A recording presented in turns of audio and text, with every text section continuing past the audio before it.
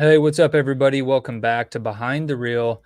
I'm your host, John, and today we have episode number 20 of our second season with the Behind the Reel podcast. Here we've got Neil Parikh joining us to talk about his win and the team series, Milford team series, which is a part of the I-70 Bass Anglers group.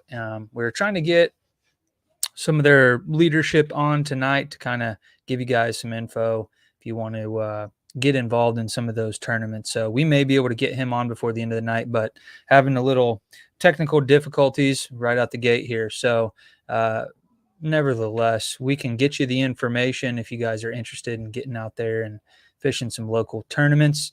Neil is no stranger to the kayak world. Also, kind of making some waves in the bass boat scene here locally. So we'll get into that.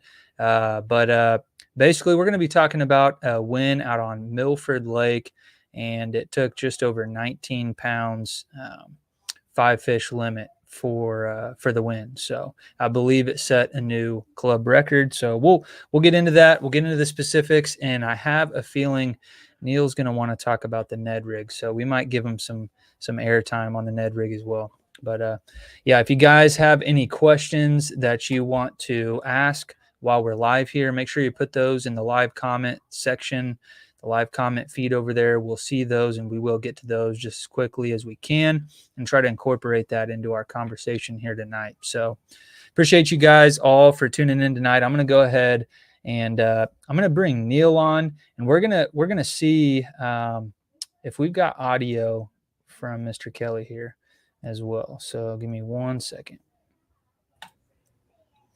Hey, what's up, Neil? Hey, what's going on, John? Not a whole lot. I'm going to try to bring Kelly on, see if we got audio. He says he can hear us, so I don't know. Okay. All right, are we good? We are. Oh, we can hear you now. All right, so Perfect. That's great. Neil, if you want to just give a little brief introduction, I did a little bit, but if you want to give them a little bit of background on kind of how you got to winning this tournament, maybe your involvement in the kayak world, and just a little summary, if you don't mind. Sure. I fished the Milford Team Series with I-70. I was a member of the I-70 club for a while there. I know Kelly through there, actually. And back in 2020, when they started these series, I did a few of those as well. So anyway, mainly it just kind of went away from that. I do mainly kayak tournaments now, as John knows, and pretty big into that. But Jared Brooks, he's a member of I-70, a good friend of mine.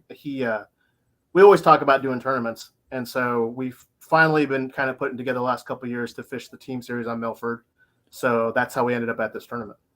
Nice. And Kelly, what brings you into the equation here? I've been with the I-70 Bass Anglers Club since it started in 2008. Okay. And then in 2020, we decided to start a team series because the biggest team series in the state at that time folded, which was the Sunflower Team Series. Yeah. So we jumped in. Our first tournament, we hit it running. Unfortunately, it was during the flood, but we had 42 boats our first tournament. Nice. And we're averaging about 20 boats now. So we're still maintaining a very competitive team series circuit. We do a lot of fun things. We do 100% payback, which we like, and so on and so forth. But we've been around, like I said, since 2020, and we try to put on the best tournament we can. So. Cool. All right. Well, I like it. I didn't even realize that we had crossed paths. I didn't realize that until Neil. I was like, hey, do you know the tournament director? And he said, yeah, I can hook you up with him. And then when he said your name and I looked you up on Facebook, I was like, oh, I know that guy. So we had dinner together at the Bass Nation event. Oh, okay. This fall. So there. we sat at the same table, and you Oh, talked yeah, about now, yeah. you talked about kayak fishing a little bit. Yep, I remember So that now. I think I was a little sick though. I was a little under the weather. You might have been avoiding me, but Nope, I remember it. but Kelly keeps threatening to come do some kayak or small boat tournaments, but he still hasn't graced us with his presence yet. well, Well, come on in. the tournaments that most of them conflict with tournaments I already have Oh committed yeah. Yeah, to. So that's just a big issue with just trying to get involved in the sport. Um, if you already have something, I mean, there's plenty of opportunities, but you just kind of you got to pick a few different series, and you kind of got to stick with those in order to make it work. Because once you get involved, you can eat up a whole lot of your kind of spare time. So you see a lot of guys get real involved with it, and then all of a sudden they disappear. Well, sometimes they didn't quit fishing; they just maybe decided to fish more on a national level or fishing with another circuit or something like that. So this will give folks an idea or kind of a resource if they do want to get involved with the I-70 bass anglers here. You guys have a website. It seems to be up to date. yes, sir. I70bassanglers.org. And you can see all about their team series here. Looks like you guys have one on Wilson, which is over, it looks like, at this point. And then you've got the Milford one going on. So did you crown a champion for like the Wilson team series, or are they like an accumulative score? We had a team of the year at the end of the year, and we got just enough teams in to qualify to send an invitation to the Bassmaster Team Trail Championship. Nice. And so that went really well. So Yeah. Okay. So the team of the year is for the overall. Would you have to fish both series, the Wilson and the Milford? no, you had to fish the best. You earn points based on your order of finish in Mm-hmm. the Wilson Lake Team Series, and that one is separate from the Milford Lake Team Series. So we Okay. have two separate series, and then our total points is the team of the year, and then we're doing the same thing for the Milford Lake Team Series. One thing we did do is we charge $30 dues because we do 100% payback, but your membership is good for both series, both team series. Yeah, so you've even got results posted up here from the July 22nd event on Milford, which we're going to talk to Neil about here in just a minute. You can see that they had a pretty nice payout there, $1,270. So that 100% payout, I'm sure those guys are enjoying that. I didn't mind it. And we have some sponsors that help us too. Okay, So we actually pay more than 100% at the ramp. nice. So You want to give them a shout out? absolutely, one of our biggest sponsors is the Geary County Convention Visitors Bureau. Nice. They help us. Handy's is a big help. Okay, Interstate Battery of Northeast Kansas, they kick in $500 for the team of the year for the Milford Lake Team Series, and they've been with us from the first year. So, cool. and then we do receipt drawings from Handy's for $50 gift cards. We have $200 for Big Bass, which is in addition to the option pot. So you don't have to be in the option pot to win Big Bass, and you get $200. So that's really nice. And that doesn't come out of the entry fees. That's in addition to our 100% payback. We have plaques. I noticed Neil has his plaque there, so Yeah, it looks nice.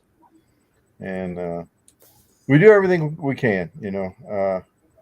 Also, let's see, I'm sure I'm forgetting some people, but we have a lot of other partners that help us behind the scenes with our administrative costs. So we just do the best we can to put on a good show. So. Yeah, looks like you guys catch some nice fish along the way. Yeah, and Milford, always got to put in a plug for Milford. Besides the nice smallies that Jared and Neil Yeah. caught during the tournament, last year we had 803 and a 7-pound largemouth caught at Milford.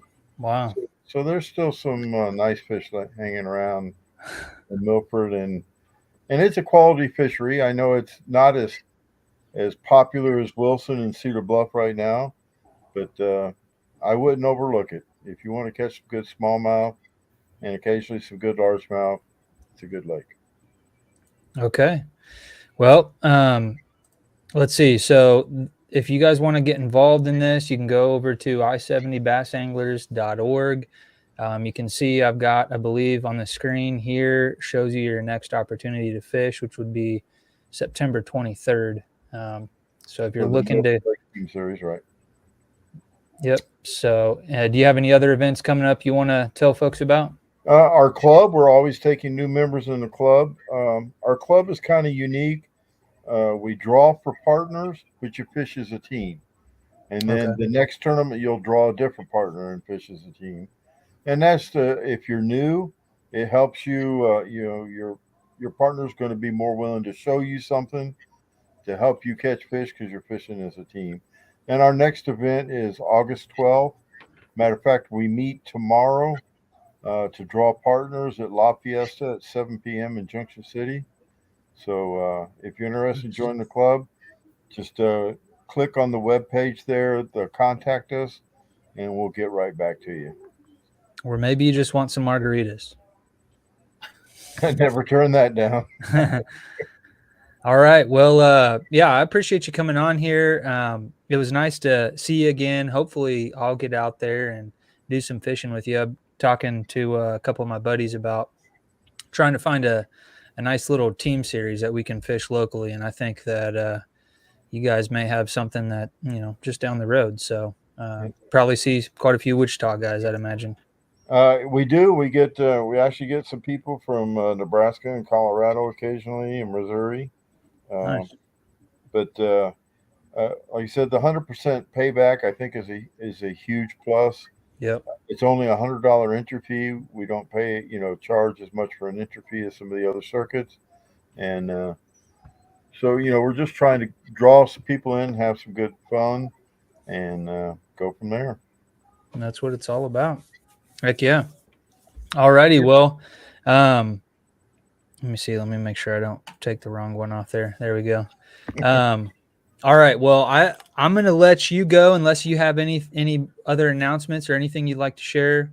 And then we'll kind of dig in with Neil a little bit more.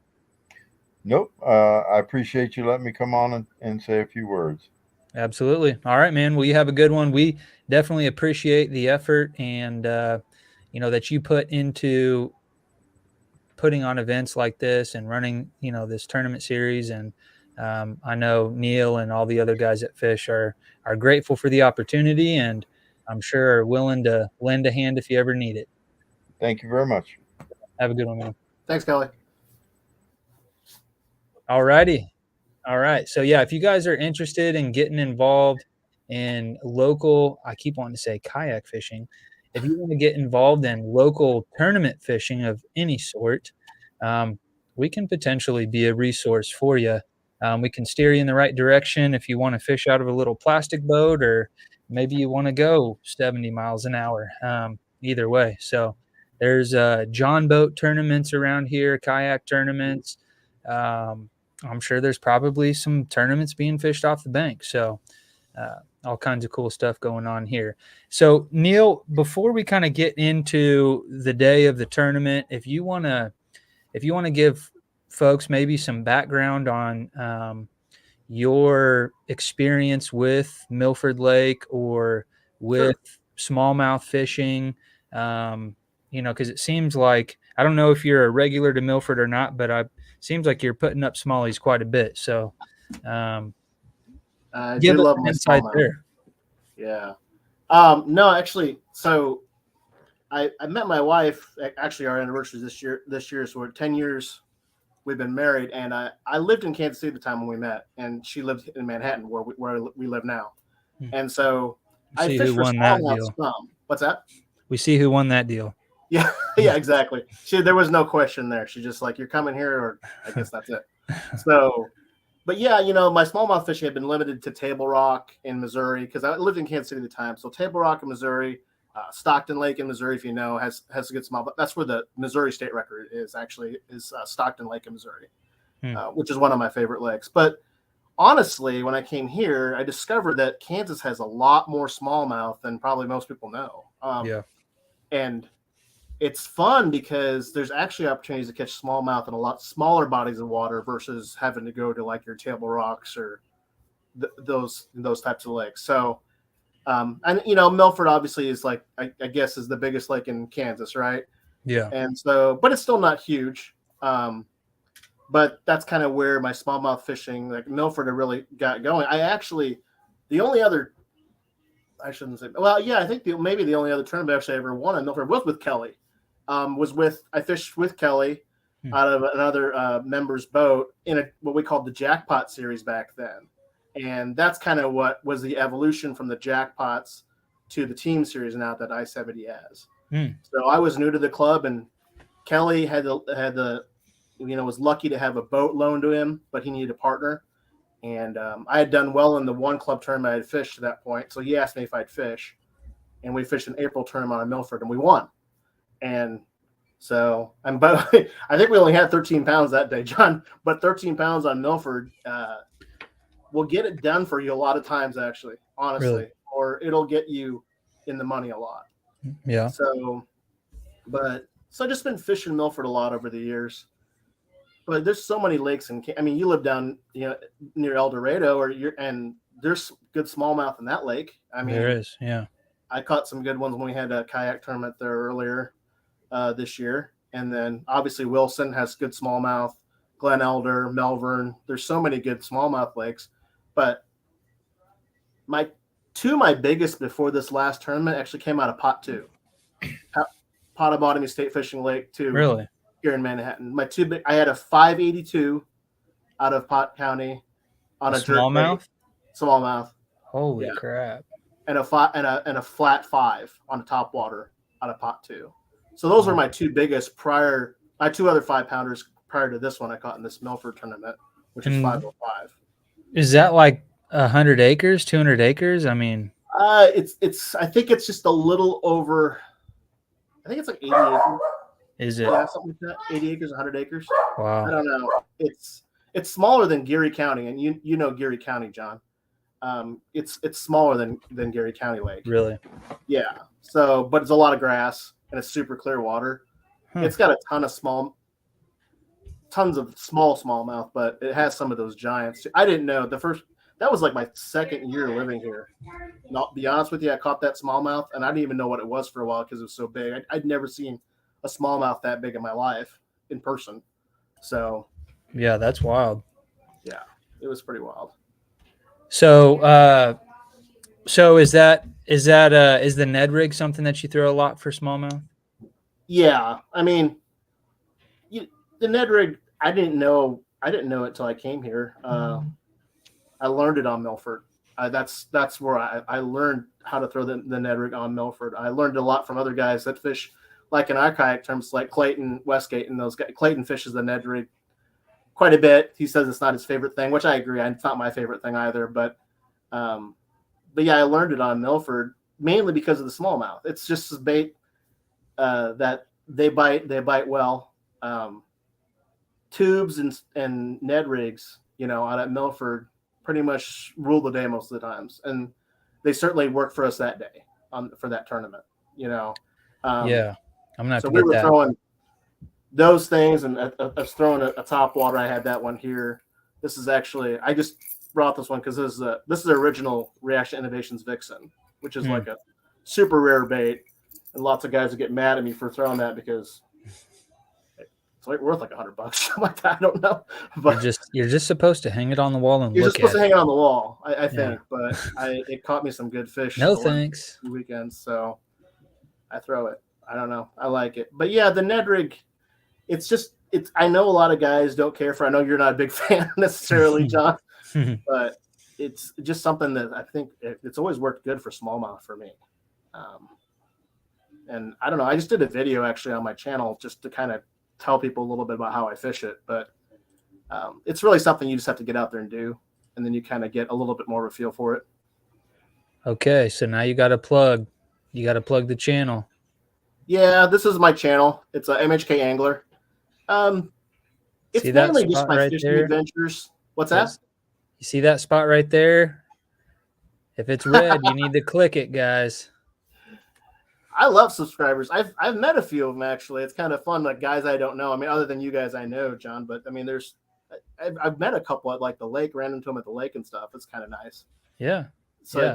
it's kind of fun. I talk to some of them here and there when I get a chance. But yeah, there's the video I just did, the Ned rig on the water, and just kind of details a little bit how I fish it anyway. The funny thing is, of course, I fish it and I caught a fish on the very first cast before I even got to talk very much. So I guess that kind of, spoke for itself. But I need to watch that video, apparently. hey, I need to pay more attention to throw the shaky head more again. I stopped. I used to throw it so much when I lived in Missouri, but I didn't throw it as much here because it seemed like I broke off all the dang time with the seaver muscles. And I didn't break off as much with the Ned rig. I don't know why. Maybe just less weight, maybe, or something. I don't know. It might be because that, on the weight on the Ned rig, I throw 1/16 or 1/15. That's the heaviest I'm throwing for the most part. Scott says you're showing the big boat guys how it's done. Well, we needed the big boat. I'll tell you, I think Jared, when we talked, I think we burned probably 20 gallons of gas that day. Oh, wow. Yeah. We moved a lot. If a spot was, and that's just kind of a smallmouth thing. I mean, it's like, especially summertime, if the spot's not producing, we don't stay very long. And that's just, all guys that fish Milford a lot kind of know that you can't you're going to die in one spot. That's why it's such a hard lake to fish in the summertime, especially for a kayak. Mm-hmm. It's so much a move around lake in the summertime. So it's really good in the spring, though. I've seen it do real well. Some kayak tournaments do real well there in the spring. What kayak tournaments have they had out there? Flint Hills used to go there when That's Flint right. Hills was still going. I know Clayton won one out there his first year doing kayak tournaments. Is that one we should put on the schedule? Well, I've been trying to get you to do it. I don't know. I think personally, if it's going to be a kayak tournament for Milford, that it would have to be earlier in the year. I think it would have to be. May's probably the best. April can be okay and June can be fine. The problem with Milford is just because it becomes so much of a main lake type of lake in terms of being successful, especially on the smallmouth, that for kayaks on the main lake, it just gets pretty difficult. It's just like any other lake in Kansas. When that wind starts blowing, it's pretty tough to fish the main lake. Yeah, because that's what we had some people trying to steer us away from Milford on the kayak side because it fishes small is what we heard. Like, well, it's the biggest lake in the state. What do you mean it fishes small? I mean, a lot of our lakes fish small, though, right? I mean, yeah. It just kind of depends on weather conditions too. I mean, look how small El Dorado fished this year because of the water levels and because of the wind. It fished super small, even though it has way more pockets and stuff than Milford does, really. Yeah. If you think about it, but a lot of our lakes. I mean, we were going to fish Glen Elder, and I'll tell you, Glen Elder will fish super small, because it's just all water, right? There's not that many creeks and coves and stuff. Yeah. So those lakes, a lot of our lakes can fish small. Sure. Yeah. Well, after seeing that bag, we may have to try it out in the kayak. Yeah, the largemouth are real good in May and April. I mean, that's kind of fun. That's when those big fish Kelly was talking about, that 7 and 8 pounder. Those tournaments were earlier in the year. I want to say they were May, June. So, yeah. So the smallmouth there, that big one that Jared's holding there, that one's the one I caught with 30 minutes left on the Ned rig. Wow, how big was that one? That's 505. So that wasn't, yeah.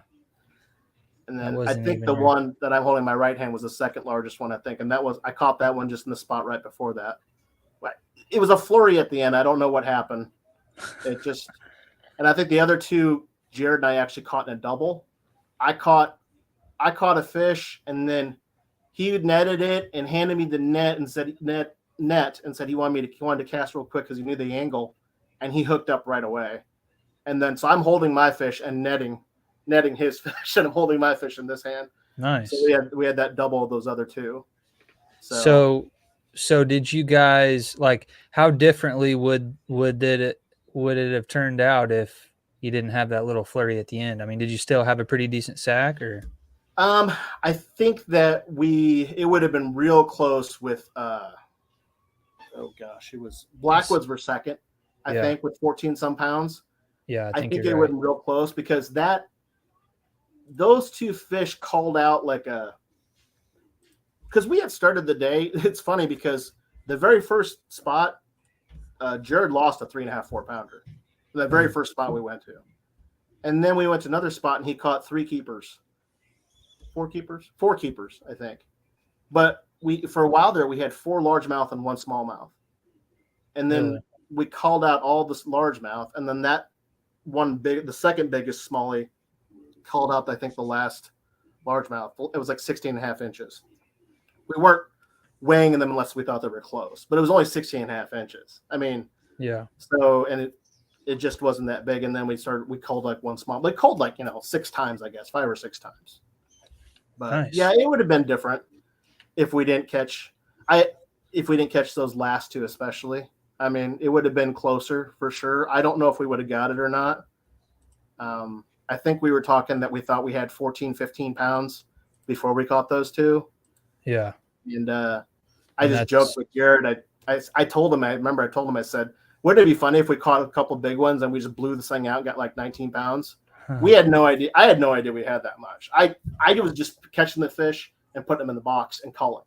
I wasn't paying attention to exactly how big they were. It's crazy because that, the big one jumped probably 5 or 6 times, and we were fortunate to get those in the net on a spinning rod, 12-pound braid, 8-pound test fluorocarbon leader. We were lucky. That's what it comes down to in the end. So, but I attributed some of that to the kayak, though. I told Jared that in terms of fighting the fish, like, you really have to learn about fighting and fish when you're fishing out of a kayak and you catch a big fish. There's a lot to learn there. That's a big learning curve, if you ask me. So, and it helped me out in the boat that day, I think. How else do you think, if at all, has your experience fishing out of a kayak helped you fishing out of a big boat? I think it's helped a lot. Kayak fishing teaches you a lot about, because you can't cover as much water, right? Necessarily. That's pretty much the case. Yeah. You really got to milk your areas for what they're worth. I think you learn a lot about fishing different angles and fish, and whether it's the wind or whether it's the way you're dragging the bait, whether you're dragging it uphill, downhill. I think those kind of things matter. But for me, it's really helped me too with helping target bigger fish. So, I fish the Heartland kayak anglers, the monthlies too. And that's targeting big fish. I mean, you don't do anything in that unless you're getting 20 inches. And to think about it, I mean, I talked about this with Scott and Matt, who's on my team for Kansas. And you think about how often do you really catch a fish over 20 inches? I didn't very often before, I don't think, but you learn to target those fish and just, I don't know exactly what I do differently for sure, but I do know that's what I'm thinking about all the time, because I'm thinking about how to get those bigger bites, So I think those things have helped. And then managing the fish, playing the fish. Jared told me he thought that he tried to bully the fish too much on the spinning rod when he lost that one early in the day. He said, I watched you later in the day, and later on in the day, he goes, you really let them tire out before we're trying to get them in the boat. And I said, you don't have a choice in a kayak. You can't bully them, especially on a spinning rod in a kayak. You're not gonna, so it's just not gonna work. You know that. So yep. You love that jig, though, I know. So you're gonna try to bully them as much as you can. I got that heavy rod. Yeah. Yeah. Well, you're saying that you're targeting bigger fish, or you're like, there's got to be more to that. I don't know. Maybe a lot of it's mental. Maybe it's confidence. Maybe it's you're like somehow manifesting it, in your head. I don't know, but like, you can't think of anything that you're doing differently to try to target those bigger fish. I Um, noticed you've also gotten rid of some big baits, so I'm wondering if you've replaced those. Are you throwing big baits? no, I'm not throwing any big baits. I'm Okay, throwing what I'm confident in, yeah, John. I'm sticking to what I know and what I know well. And it's funny to say you're targeting big fish when you're fishing a Ned rig, but there's no reason you can't catch it, especially a big smallmouth on a Ned rig. And but yeah, no, I just kind of I like this year I've thrown a lot more spinnerbait, and that spinnerbait's a big fish bait. You yeah. agree with me? I know you do. And a lot of swim jig, which I believe also is a big fish bait. I think been throwing a buzz bait a lot the last 2 years. Another big fish bait. I caught another 21-incher, last week, 2 weeks ago on a buzz Wow. bait. So it's just I'm just trying to stick with what I know really well. Throwing the big worm again. Had kind of gotten away from that when I moved to Kansas. Wasn't throwing the big worm as much. Throwing the big worm again. So, but just sticking to what I know, because it's not that I don't believe in the big baits, because I do. But you guys that have had more experience, I just need more time to work with it before I can develop the confidence in it. And I just decided to devote some of those resources to things that I'm better at least for now. Because I feel bad if I'm fishing with Scott and Matt in that team series and I'm not doing my part, I'm not holding up my end. Yeah, We kind of yeah. keep each other honest in that thing and kind of keep each other going. So, and we're just kind of trying to show those Nebraska and Iowa guys that we know what we're doing. So, Heck yeah. No, you guys are repping for the Kansas guys for sure.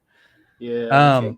So how does that work? For those of you guys that don't know, the Heartland Kayak Anglers have an online tournament series monthly. It's a month-long deal. So, excuse me. Now they have is it like a team? Is it a 3-person team then?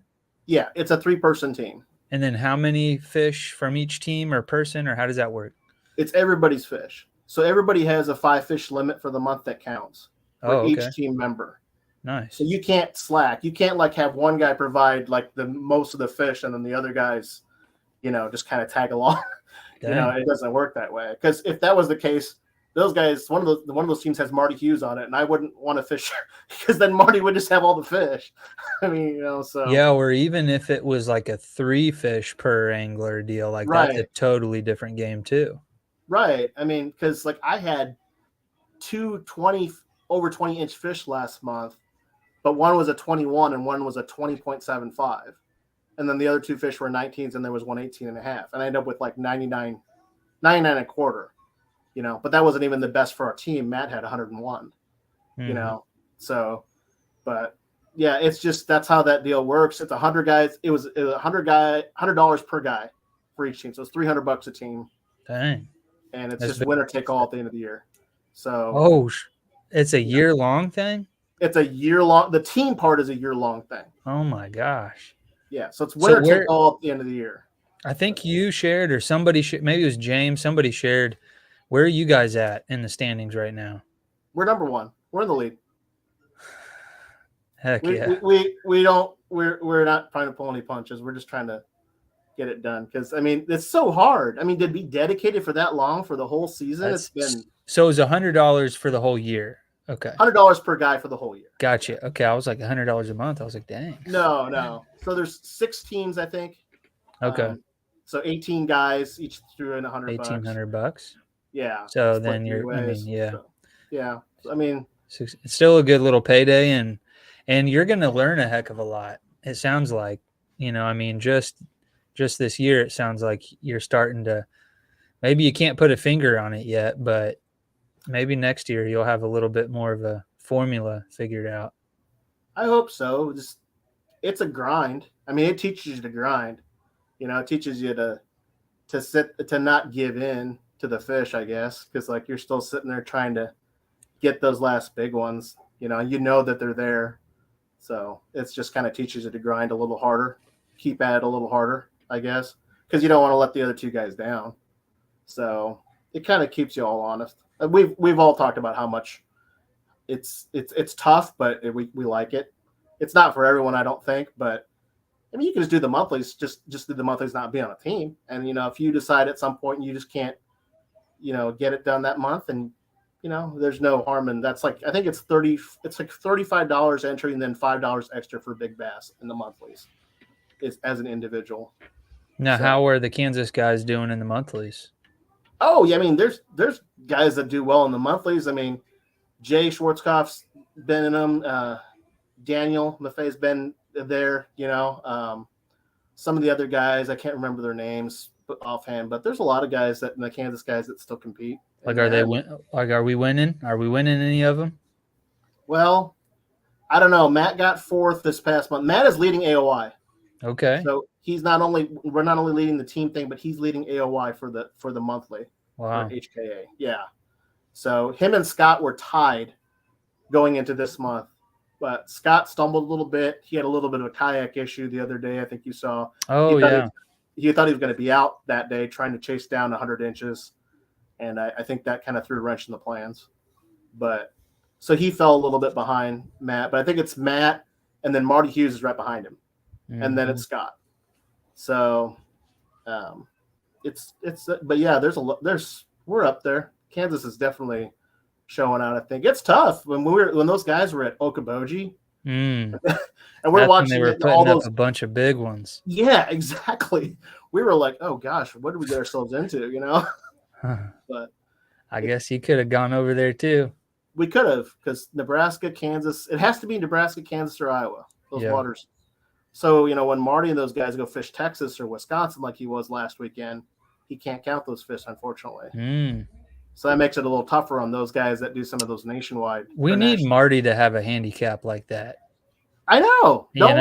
I mean, if he was just at home in Nebraska all year, you'd be screwed. I know. No kidding. He's been on the road quite a bit.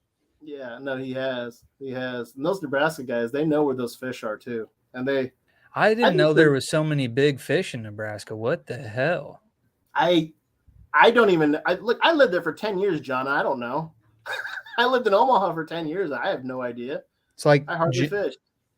James tapped into it this year, maybe last year a little bit, but like, not that he didn't catch fish, but he was on them for a minute. Yeah.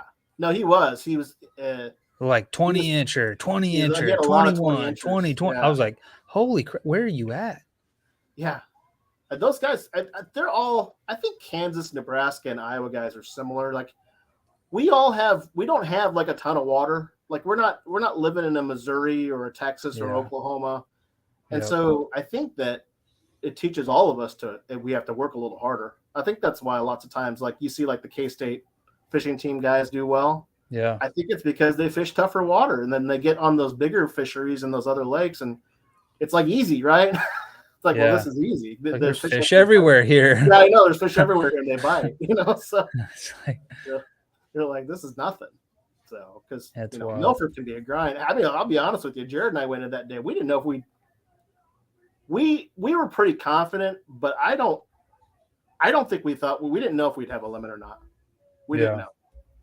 So, because that's just Milford.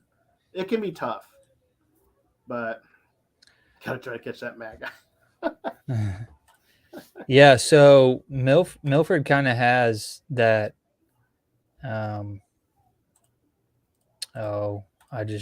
just completely drawing a blank, but yeah, like it doesn't have that reputation. There we go, of being like a big fish. At least when you talk to people, about bass, like it's probably the last place to get mentioned.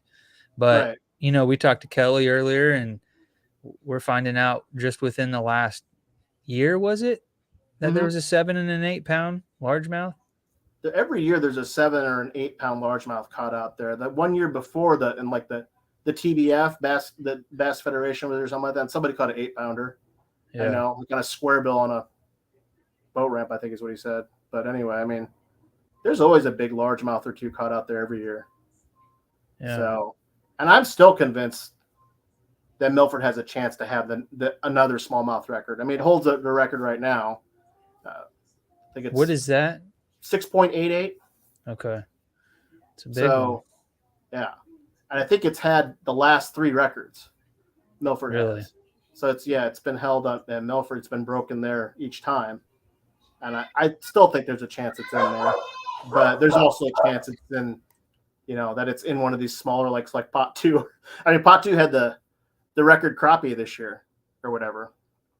So, I mean, that tells you about big fish in Pot 2 that they had that record crappie there. So, but I wouldn't be surprised if, the record smallmouth could also be in Lake Wabunsee. So, I don't know. Sorry, dogs were barking. That's all right. I got one down here by my feet too. I'm hoping that he doesn't bark. So if he's upstairs and I'm down here talking to you, he would be going nuts right now because he doesn't like hearing my voice or someone else's voice. So God forbid somebody like walks by our house, Oh yeah, I know.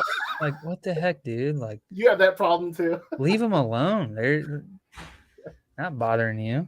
But yeah, he's an old dog. He can't hear. We just realized this recently. He can't hear, and I think that's why he started barking so loud. But anyways, okay. So we've got, what do we got next coming up for kayak stuff? We've got a tournament coming up here later this month. Where's that one at? Cedar Bluff. Cedar Bluff. There we go. What do you know about that one? I don't know. I know this Scott Reese guy that's on here has been there, going there a lot. So I don't know. We should probably have him on and ask him. That way all the rest of us can know what's going on.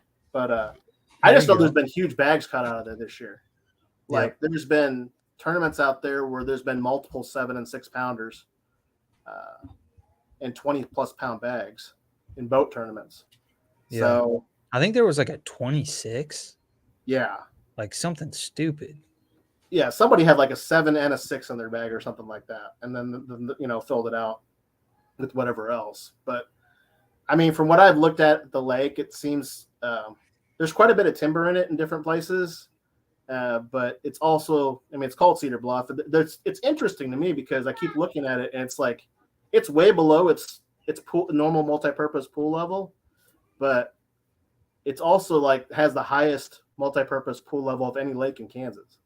So it's like over 2,000. So it's kind of interesting.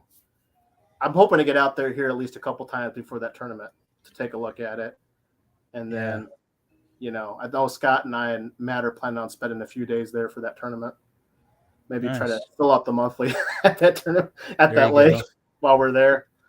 Nice. So, but it has all 3 species from what I understand. So we'll probably see some good smallmouth and spots. That'd be cool. I don't know. So we'll find out. I don't know. I've never fished it before. Have you fished it, John, before ever? No, I have not. Yeah. I've never even talked to many people that have fished it. It's just it's so far west. And so. Yeah. It's a few hours, I would imagine. Yeah. It's 3 hours from me. Scott says he hasn't run into any big ones, but he says it's like Wilson with lots of bushes. Like a Wilson with lots of bushes and timber. Wilson is definitely missing bushes and timber, ain't it? Well, it's because the water's been low. It's Wilson's so much more fun when the water's higher. I mean, that used to be a lake, for the last, probably like 3 or 4 or 5 years ago. You could throw a frog anywhere you wanted to and catch fish. But the water's been probably 3 to 5 feet low all year, and it's just changed the way it fishes. So yeah, a lot of those bushes are completely gone. Yeah, they broke off in the ice and they're gone. Yeah. So I don't know. Do they grow back or what happens? Probably take a long time for that sort of stuff to come back. Wilson was really struggling for a long time. I mean, there was it had a really big drought in 2012. It was super low or something. I can't remember, something like that. So it took a while for it to come back, and it's really amazing that we're, it's like the way it is now, where everybody considers it the best lake in Kansas. Everybody wants to fish a tournament there, right? Yep. So, Heartland comes down to join us for that tournament. Yep. Which was a lot of fun. That was really cool when those guys came down. We did that joint tournament thing. So Yeah, that is cool. I'm sure we'll probably end up doing that again next year from the I wouldn't sounds of mind it. putting another one on the schedule sometime to try to join up with them some other time. I don't know where we would travel to go see them. I just, we'd probably have to go all the way to Okoboji or something, which is pretty far, That would I would imagine that would be one that would be worth the trip though, from what I hear.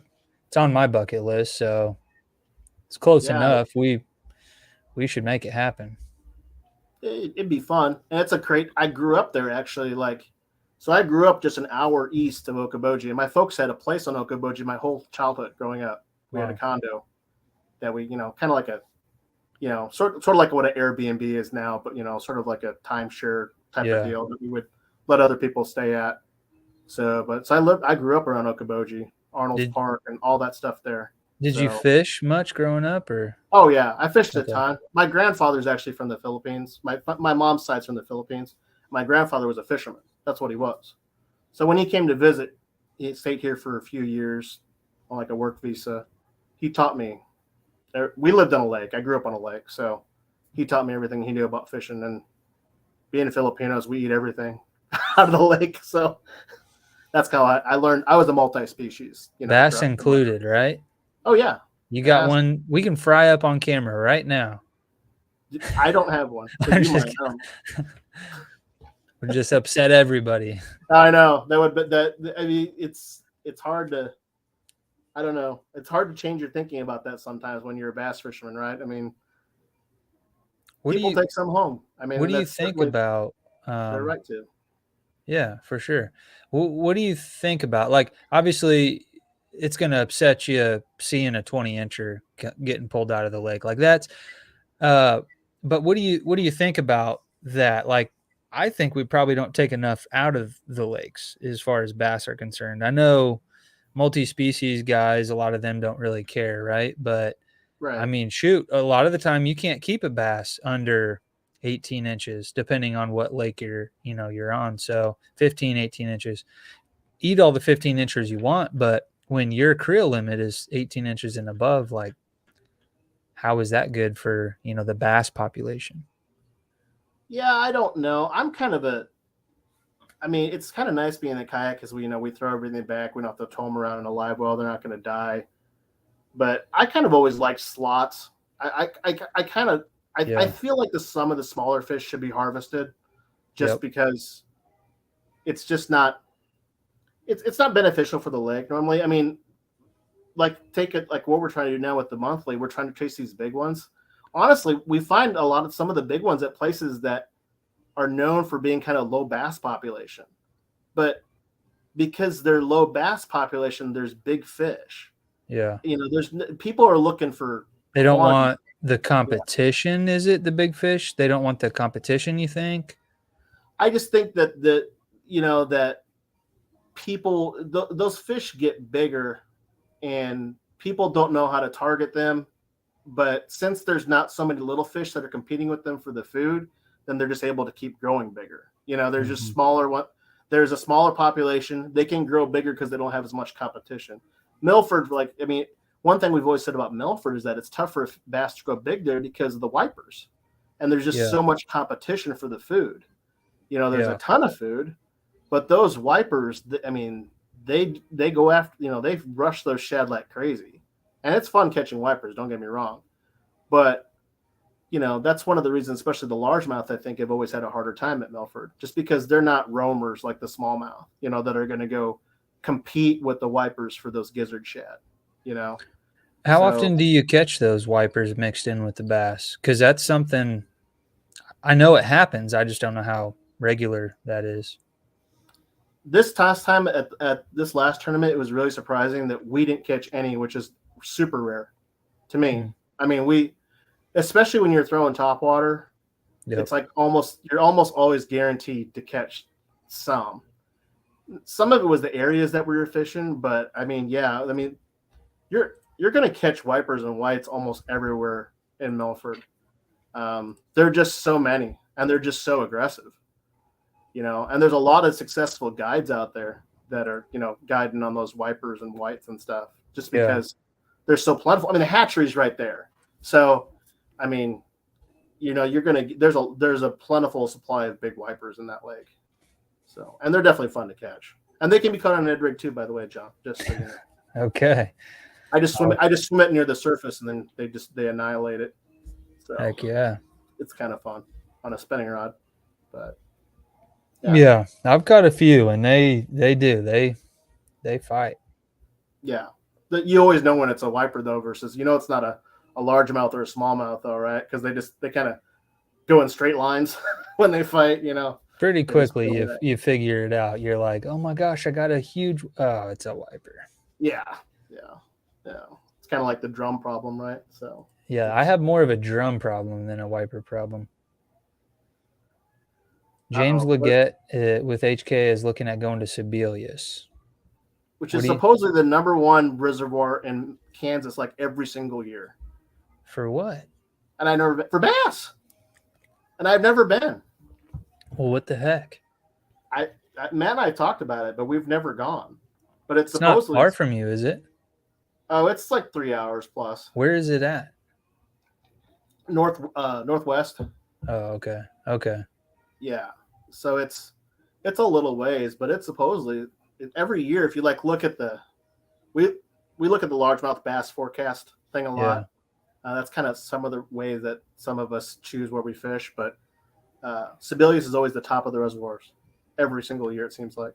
But you never hear much about it, like in terms of tournaments or anything like that. But I guess it's because it's so far west. It's just out. Yeah, I mean, that might be their little gem. If we stumble upon it, we might just keep our mouth shut, huh? We might just not ever tell anybody where we're at. James Leggett will know, or whoever's judging that online tournament, they're gonna know. But right. Exactly. But it's so hard. I mean, this to think about, like the whole, like a kayak or a boat tournament there, just because it's so far away from Kansas City, Topeka. Like there's a ton of you guys down in Wichita in that southeastern area. And so it's just it's a haul, to get up there into northwestern Kansas. But that might be worth it. Yeah, that'd be one to check out. So okay, so you talked a little bit about the Ned rig on this Milford event. Is that all you caught your fish on? Or no, you said some topwater. Yeah, caught some on topwater. Jared's a whiz with the tube. So he was catching them on the tube. I don't even bother when I fish with him, I don't hardly bother throwing it because he'll vacuum them up in front of me with the tube. So it doesn't make a whole lot of sense. And I'm kind of like that way anyway with co-anglers, that I don't want to throw the same bait as the guy in the front of the boat anyway. Yeah. Almost want to throw a different presentation or fish a different part of the water column if I can. But sometimes when they're, if they're in the same area, you just fish something different. But yeah, that was it. I mean, that's those three. It's topwater, a tube, and a Ned rig, and that's it. And, that's probably already telling you more than Jared wanted me to tell you, but it is what it is. We're kind of, it's unfortunate. We're kind of sad that the next tournament's not till September, the end of September, because the pattern's going to change by then, possibly. It'll hold on for a while now, but we were kind of hoping there'd be another one here sooner than that, so that hopefully the same areas and the same pattern would work. So, okay. So talking about that, have you gone out there and tried to capitalize on that bite, if you will, for your online stuff in the kayak? No, I haven't yet, just because the areas are so difficult to reach by kayak. Okay. It's a haul from the nearest ramp, and it's a haul, and it's a tough thing positioning wise with the kayak.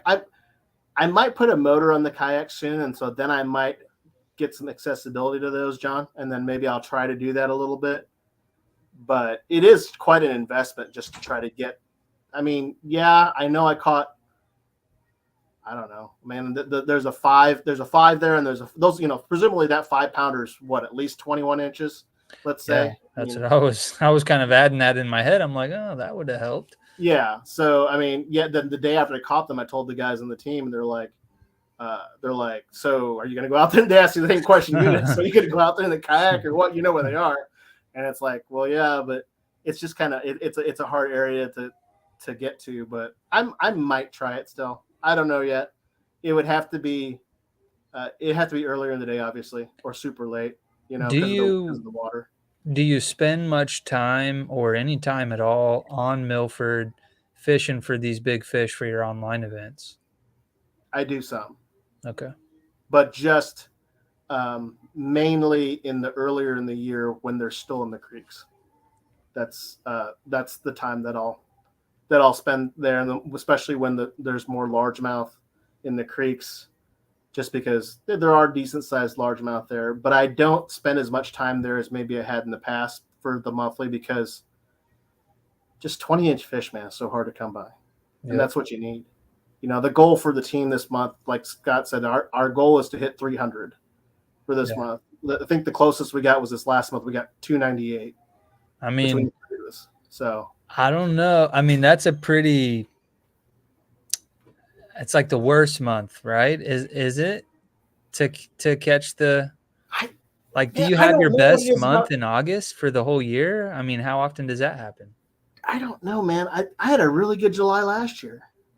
My July last year, I had 3 over 20 inches in July last year, including but I mean, those were from Wabaunsee too, so I don't know. Maybe that is people, don't count that as much, but it's still it's public access. I mean, you just got to pay the ramp fee, right? But July's been good to me anyway. I don't know why it is. I think for the thing is, and like Jared and I, we like July. We like the summertime on Milford. The reason being is because we feel like we know exactly what they're doing year after year after year. Now it's taken us this long to kind of have like more success in like the bigger tournament, but we've had success on our own out there messing around and trying to figure it out. But like this win we had was like basically 3 years of work for us. We've been working to try to figure this out or try to put it all together for that many years just to try to get it to happen. Now, I don't even know if we can get it happen again. We might blank the next tournament, John. I don't know. I mean, it's possible. It's Milford. I mean, the guys in that tournament was loaded. Yeah. I mean, that tournament had all the best fishermen that we know of at Milford, basically, except for maybe a few.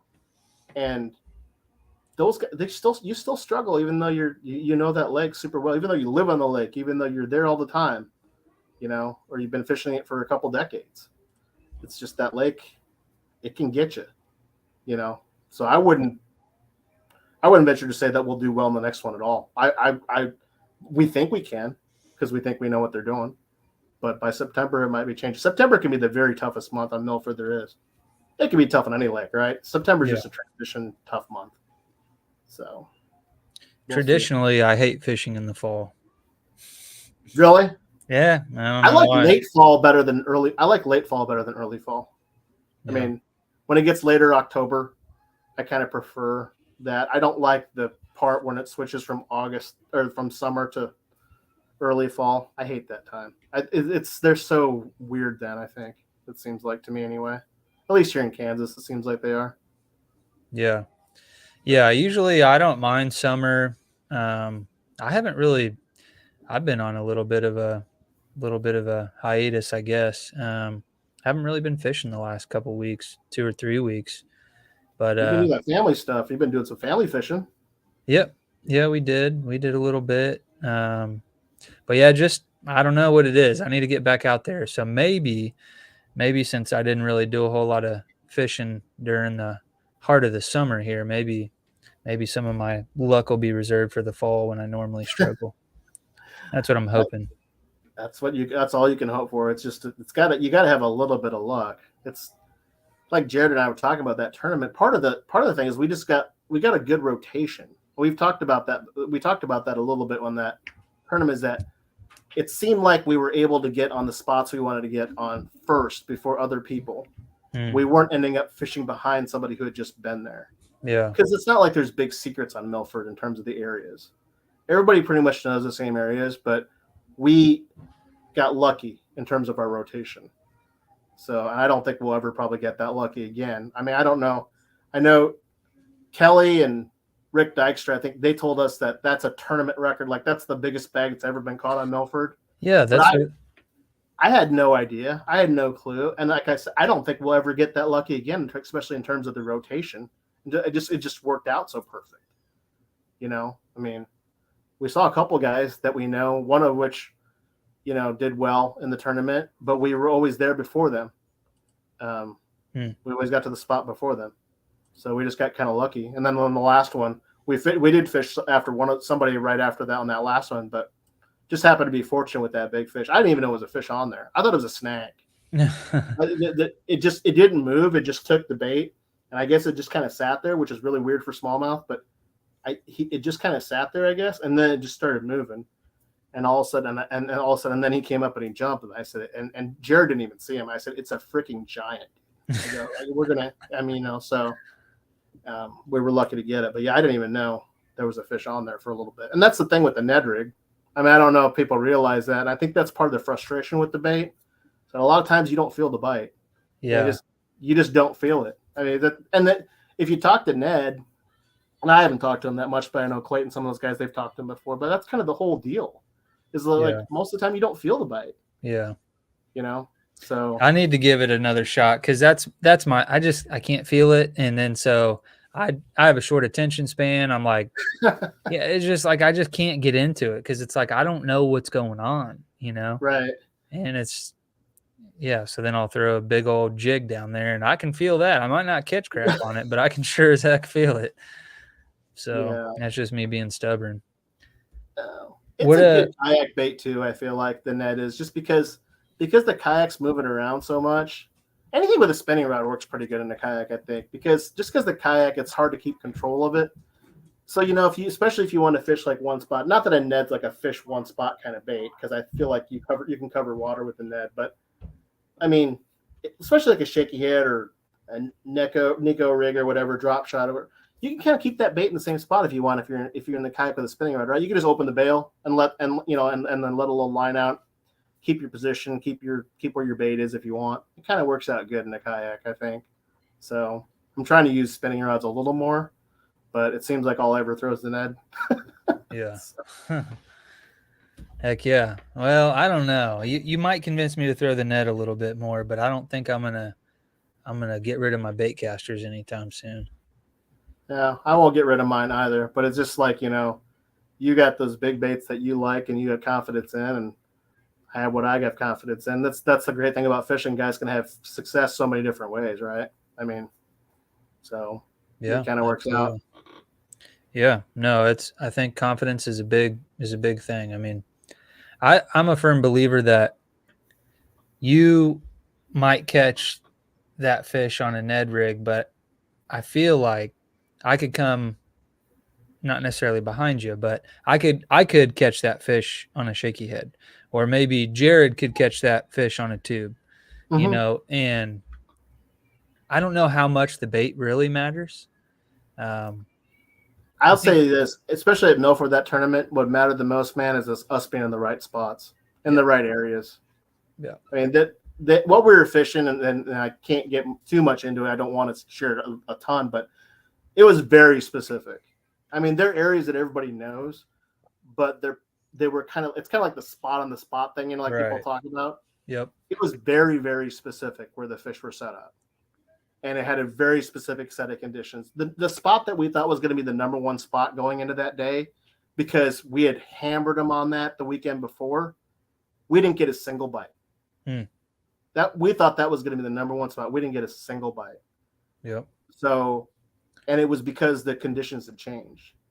So there was nudie gras going on, all kinds of boat traffic, and did you say nudie gras? Yeah, nudie gras. You don't know what nudie gras is? They have that at Milford? Yeah. I guess that's probably a big party lake, right? With campus and everything? Or? So Nudie Beach at Manhattan. You don't know about Nudie Beach in Manhattan at Milford? No. Yeah, Milford has what we call Nudie Beach. And so it's just like a party. It's just like Party Cove. Yeah. Like a Lake of the Ozarks. Right. But, so all kinds of crazy shenanigans happen there and stuff. Sure. Maybe not quite as crazy as like Lake of the Ozarks, but yeah, they have a nudie gras every year. Okay. So it was going on that weekend, July 22nd. So there was a lot of boat traffic. So maybe that's why you guys beat everybody so bad. Everybody else was just distracted. Everybody else is distracted and had a different scenery and a lot to drink. So yeah. I don't know. But by your hesitance to reveal too much information, I'm going to assume there's not a video coming out. No, we don't video tournament day. We don't video Milford in general. Okay. Jared and I disagreed that a long time ago. There are literally guys, and you may know this, John. You may have some of the experience, but there are literally guys in around at Milford that if you take a picture and they see the background, they know exactly where you are within like 5 seconds. Yeah. Because they know the lake that well. Right. And it's tough to compete with some of those guys, and so we just don't do video. I don't do video of Milford in general, other than the spring when I'm fishing in the creeks and everybody knows where I'm at and everybody knows where the fish are at, so it doesn't matter. But yeah, sorry, there won't be a video, guys. There was barely any pictures. I didn't take any pictures on the water, actually. I think we might have had a few, but I didn't post any. What you gotta do is you gotta just get the angle down. Well, I know, but the thing is, you take the picture from down below, so all I can see is the sky. No, you're right. You're right. Now, I could have definitely done that, but I told you, I think the picture you got was better, anyways. The one with the trophy and all the fish. Oh, I mean, that was better anyway. That one was way worth it, man. But no, we were so excited and freaked out. I would catch they caught that 5 pound. I was exhausted. When I get that thing in and finally get in the net, I just fell down on the boat and and just the fact that we got it in, and then I didn't even know how big it was. I mean, that's my second largest smallmouth I've ever caught in my life. And I didn't even know it. That's wild. I had no idea. So, heck yeah, man. Yeah. Organic says July and August are the best for him for bass here in Kansas. He says, "What's the biggest bag for Kansas?" I don't know, but I'm pretty sure Cedar Bluff had a 26-pound sack this year, and I don't know if that's the most or not. It may not be. Bone Creek, I think, had 30 pounds at one point in time.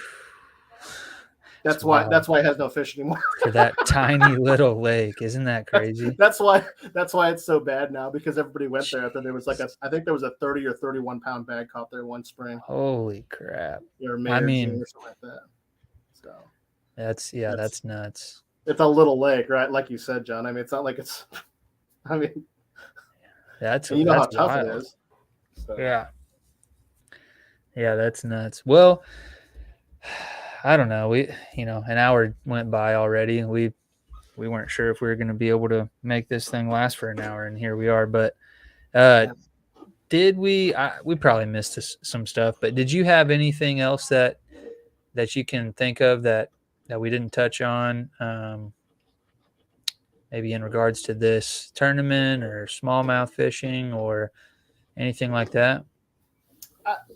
For this tournament, I think we've touched most of it, other than the fact that I was just going to mention that one of the reasons that we felt like that one area changed too is because there was the presence of bait was key as well. There was no bait in that area like there had been.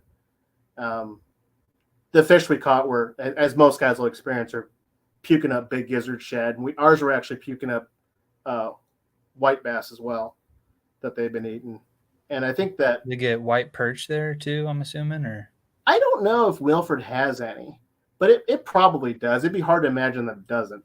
It may just not be as prominent as it is as Wilson is. But I mean, we all know that that's part of the big reason those fish at Wilson feed on those a lot, right? And so we definitely there's a ton of them in El Dorado, and is there the story we get is they come with the wipers. Oh, okay. So that's what I wondered if, but who knows? I don't know. But yeah, they were puking up a lot of gizzard shad and white bass and stuff. So that was kind of the other key that we just noticed as far as that concerned. And that had to be present in order to be able to, even if the areas that we thought were going to be this very specific areas, if they didn't have that, it didn't seem like they produced that day. So. Well, your coordinates are being sold here. You better get a cut of that. Yeah, he always claims that he throws like those little GPS. What are they? The Apple tags. Those little those, like our kayaks or our boats or something like that. I don't know. I don't know if there's any truth to that with Matt. I don't know. He's catching an awful lot of big fish, so maybe there is some truth to that. Maybe he's just piggybacking on everybody else's spots. There you go. Yeah, you could say like, oh, he doesn't need the help, but maybe he's been getting it all along. It's possible. It's possible. He's got little air tags everywhere. I don't know, but it is what it is. But I don't think that I think the thing with people and why they struggle with smallmouth is just it's a lot different than fishing for largemouth. And I think a lot of people don't necessarily realize that. It's just because, and that's why it's sometimes fun to catch them in smaller lakes, because then they seem like they're more in the same spots as the largemouth. Like I've caught a big one out of Banner also. Like I had a 20-incher out of Banner a few years ago, but it was the same spots that you catch largemouth. But I think just because smallmouths wander so much, they roam around so much, you can't go catch a smallmouth on like a stick up somewhere, right? I mean, you're not going to go to like a lay down, John, you're not flipping your jig in there and expecting to catch a smallmouth. If it happens, it's kind of like a freak thing, right? But I mean, that's where I catch them. Yeah. I mean, if I catch a smallmouth, that's the only place I'm targeting. I just flip in the lay down. I go to the next one. Right. And if you happen to catch a smallmouth, that's just kind of a thing, right? And it's just he happened to be there at that point in time, but otherwise he's not. That's not like his home, right? Smallmouths don't have homes very often. It's just they kind of follow the bait around, and I don't know. It's hard. It's kind of hard to realize that after a while, but I don't know. Heck yeah. But that's it. I don't know what else. I mean, people are always welcome to ask questions, whether on my channel or or whatever, if they have more questions about fishing for smallmouth. I'm by no means the expert. I've been fortunate to catch some few big ones here since I've been living in Kansas, and I have some things that work for me. That's about it. Yep. Well, if you guys want to learn more about Neil's fishing adventures, you can go over to MHK Angler on YouTube. For those of you that are watching this live right now, you can see his channel there. So he's got a few videos up. So last one he did was on the Ned rig, and I'm definitely going to go give that one a watch because I haven't watched it yet. I saw the Ned rig and I just immediately threw my computer. But I think you've convinced me that I need to do a little bit more homework and throw that thing a little bit more. But it's a Kansas bait, man. You got it came up with it here in Kansas, so it's got to work, right? I mean, Ned has all those crazy records of how many fish he's caught on one bait. So I mean, he records all those stats and everything. It's crazy. So that is wild. Yeah. So make sure you check him out, MHK Angler on YouTube, if you want to get involved in kayak fishing.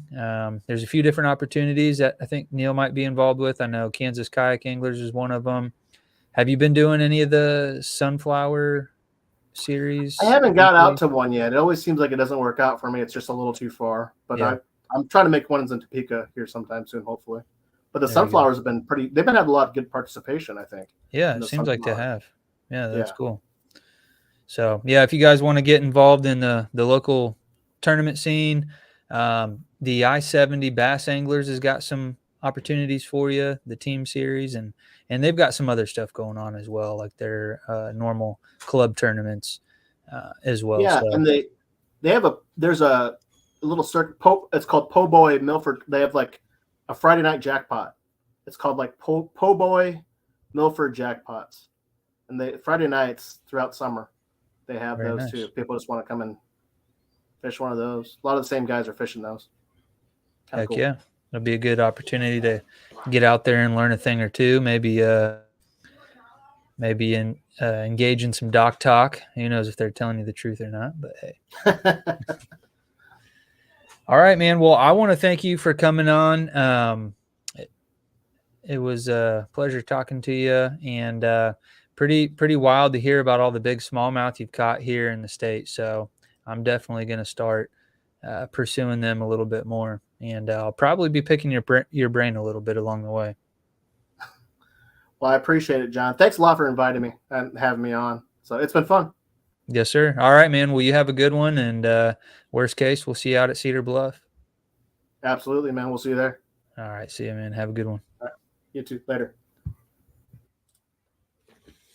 All right, you guys, that's going to wrap it up for tonight's episode. I always feel like we're cutting it short because these conversations we have talking about fishing could go on forever and ever. So it's always kind of a awkward ending. It just seems like we just stop right in the middle of the conversation. But I promise you, we will continue this conversation again, whether that is on the podcast or maybe at the award ceremony, at the next tournament, whatever it may be. But for those of you guys that have seen all these big smallmouth being caught in the state, they're out there. And, I think one thing that I would like to touch on that Neil mentioned is that, they had some really great success out there on the water that day. Caught a really nice bag of smallmouth, 5+ pounder for their big one, almost 20 pounds. I mean, they were 19, almost 19 and a half pounds. But the important thing I think that he touched on wasn't like, oh, we went out there and smashed them one day. It was like, we've been working our asses off to try to get to the point where this was even possible. And then not only, did we put in the work for the last 3 years, right, to try to figure out the pattern, to figure out, what the life cycle of these fish look like, right?